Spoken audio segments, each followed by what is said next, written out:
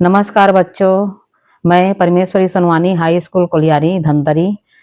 आज हम कक्षा 10वीं विज्ञान से जीव विज्ञान पोर्शन से हृदय के बारे में यहाँ पर चर्चा करेंगे, जिसमें एक प्रश्न आता है जो बच्चों को कठिन लगता है। क्योंकि यह कठिन नहीं है, इसको किस प्रकार से आप उसको अपने उत्तर में या उत्तर पुस्तिका में किस प्रकार से डील कर सकते हैं या उसको सरल तरीका से कैसे समझ सकते हैं, उसको यहाँ पर हम चर्चा करेंगे। तो प्रश्न है हमारे पास, हृदय से रक्त का बहाव हृदय से रक्त का बहाव एक साथ दो परिपथ में किस प्रकार होता है, समझाइए। तो यहाँ पर डायरेक्ट दे दिया गया है कि हृदय से रक्त का प्रवाह है वो दो परिपथ में होता है करके। लेकिन यह प्रश्न है वो कई बार दूसरा तरीका से भी पूछते हैं। कई बार यह पूछ देते हैं कि मनुष्य में दोहरा परिसंचरण तंत्र किसे कहते हैं, ये भी पूछ देते हैं। तो देख लीजिए, मनुष्य में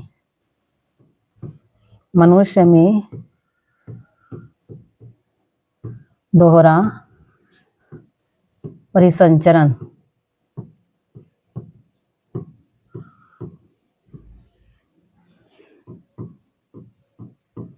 तंत्र किस प्रकार होता है, समझाइए। तो दोनों का आंसर एक है। आप लोग बहुत कंफ्यूज हो जाते हैं। बच्चे कई बार वो करते हैं कि यहाँ पर तो रक्त का परिवाह परिपथ से पूछ रहे हैं, तो बच्चे कहाँ चले जाते हैं, फिजिक्स में चले जाते हैं। ये परिपथ क्या चीज है, परिपथ के कारण से, ये परिपथ की वजह से कई बार गड़बड़ कर लेते हैं। या फिर परिपथ को जानेंगे तो यहाँ पर मान लो दोहरा परिसंचरण तंत्र दे दिया है, तो बच्चे समझ नहीं पाते। दोनों का आंसर हमको एक ही बनाना है। तो सबसे पहले हम समझते हैं यहाँ पर कि ये दोहरा परिसंचरण तंत्र क्या होता है, किसको बोलते हैं दोहरा परिसंचरण तंत्र। तो हम लोग जानते हैं ये हमारा हृदय है। हृदय होता है, लंग्स बना देती हूँ, फेफड़ा।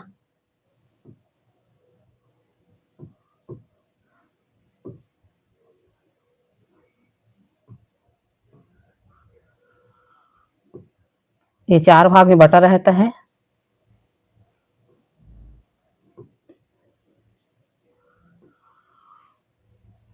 और यहां से निकालती हूं मैं, अभी समझाने के लिए यहाँ पर बना रही हूँ। ये मान लेती हूँ ये हमारा पूरा शरीर।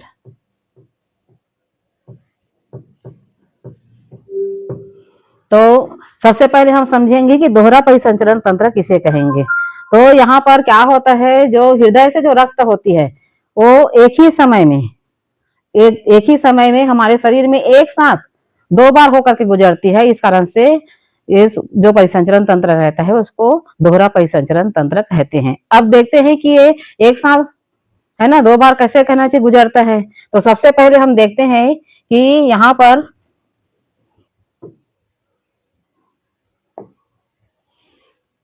हम इस चित्र के माध्यम से और अच्छा समझ सकते हैं। मान लो आपको दोहरा परिसंचरण तंत्र दिया रहेगा, तो आप देखोगे कि बुक में ये चित्र दिया हुआ है।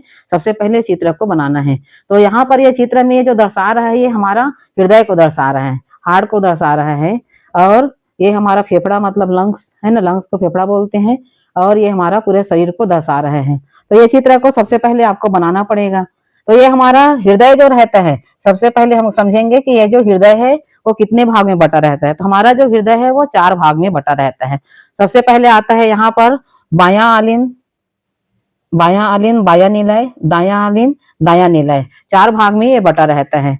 और यहाँ से जो रक्त का जो प्रवाह होता है वो फेफड़े में भी, हृदय से फेफड़े में जाता है और हृदय से रक्त में जाता है।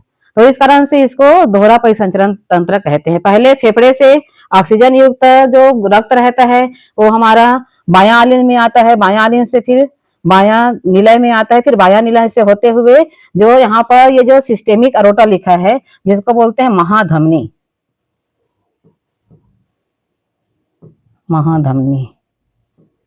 महाधमनी परिसंचरण।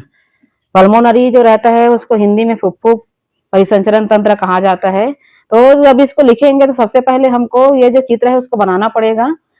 चित्र जब बनाएंगे, बनाने के बाद में ये जो दो परिपथ लिखा हुआ है, यहाँ पर दो परिपथ लिखा हुआ है, तो पहला परिपथ हो जाता है यहाँ पर हमारा पल्मोनरी सर्कुलेशन। पल्मोनरी सर्कुलेशन का मतलब होता है यहाँ पर जो फुफ्फुस मतलब जो फेफड़ा से जो आने वाले जो रक्त रहती है, है ना। तो यहाँ पर इसको लिखेंगे हम लोग सबसे पहले पल्मोनरी सर्कुलेशन। पहला होता है हमारा पल्मोनरी सर्कुलेशन। तो पल्मोनरी सर्कुलेशन में क्या होता है कि जो सिराएं होती है, पल्मोनरी जो सिरा होती है, हम जानते हैं कि हृदय में जो सिरा रहता है वो हमेशा अशुद्ध रक्त को ले जाता है, लेकिन केवल पल्मोनरी जो सिरा होती है वो केवल शुद्ध रक्त ले जाती है। शुद्ध रक्त का मतलब होता है ऐसा रक्त जिसमें क्या पाया जाता है, ऑक्सीजन पाया जाता है, उसको शुद्ध रक्त कहा जाता है।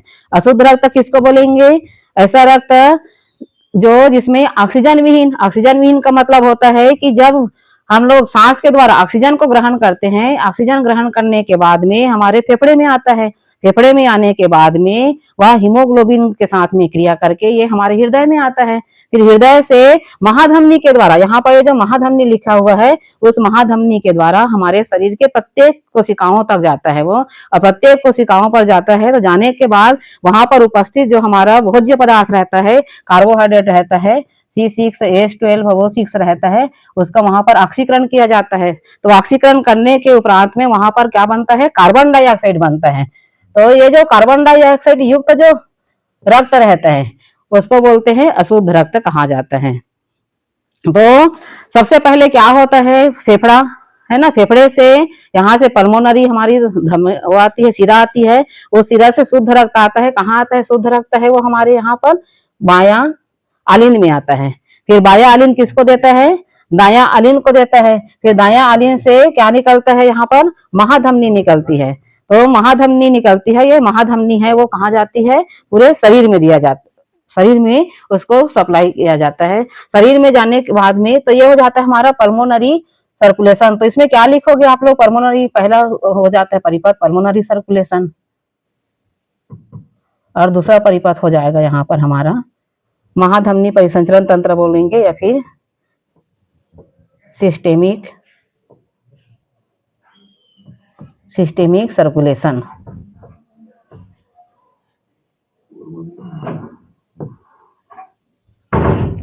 तो देख लो आपको लिखना कैसे, बच्चे यहीं पर कंफ्यूज हो जाते हैं। पल्मोनरी सर्कुलेशन में आपको क्या लिखोगे, पल्मोनरी मतलब होता है फुसफुस होता है।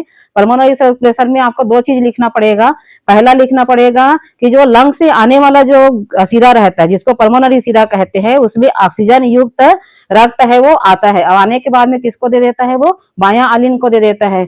उसी प्रकार से जो पल्मोनरी यहाँ पर जो हमारे कहना चाहिए अग्र महाशिरा और पश्च महाशिरा पाई जाती है। अग्र महाशिरा और पश्च महाशिरा का काम क्या होता है कि जो शरीर में जितने भी अग्र भाग से और पश्च भाग से जितने भी ऑक्सीजन विहीन जो रक्त होता है, अशुद्ध रक्त होता है, उसको कहाँ ला करके डालता है, वो ये दायां आलिन में डालता है। तो इन दोनों को पहुंचाने वाला, ले जाने वाला जो रहता है वो कहलाता है पल्मोनरी सर्कुलेशन कहलाता है। दूसरा होता है सिस्टेमिक सर्कुलेशन या फिर महाधमनी, इसको परिसंचरण तंत्र कहते हैं। तो महाधमनी परिसंचरण तंत्र में क्या होता है कि जब लंग से, फेफड़ा से ऑक्सीजन युक्त रक्त है जब बायां आलिन से दायां निलय में आता है, तो दायां निलय से होते हुए वो हमारे पूरे शरीर में पहुंचाने का काम करता है। तो ये कहलाता है आपका सिस्टेमिक सर्कुलेशन कहलाता है। तो बस आपको इतना ही लिखना रहता है, और बच्चे है वो बहुत कंफ्यूज हो जाते हैं। एक बार फिर से और इसको मैं थोड़ा रिवाइज करा देती हूँ कि आपको लिखना क्या चीज है और करना क्या चीज है। सबसे पहले आपको बहुत सुंदर कहना चाहिए, चित्र बना लेना है। यहाँ पर बायां आलिन बायां निलय, दायां आलिन दायां निलय, है ना। और यहाँ से बायां आलिन से आप कहना चाहिए लंग्स जो फेफड़ा है उससे जोड़ देना है, और दायां दायां आलिन से यहाँ पर आपको कहाँ पर करना है, आपको बॉडी से जोड़ते हुए इसको डालना है।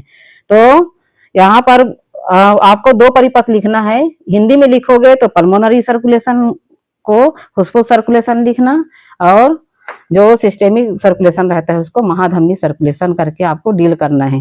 डील करने के बाद में इसमें पल्मोनरी में आपको जो हमारा फुसफुस सिरा होता है, फुसफुस धमनी रहता है, फुसफुस सिरा के द्वारा शुद्ध ऑक्सीजन को और फुसफुस धमनी के द्वारा शुद्ध ऑक्सीजन को यहाँ पर पहुंचाने का काम किया जाता है।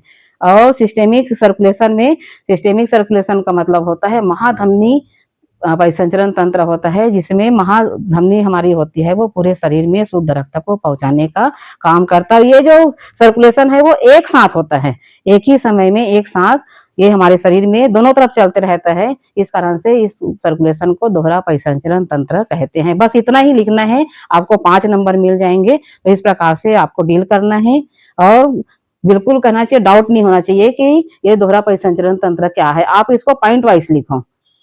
बुक में कहना चाहिए एक साथ दे दिया है, लेकिन आप इसको पॉइंट वाइज बना करके लिख सकते हो। तो अच्छे से बनाना है और बेस्ट करके आना है। थैंक यू बच्चों।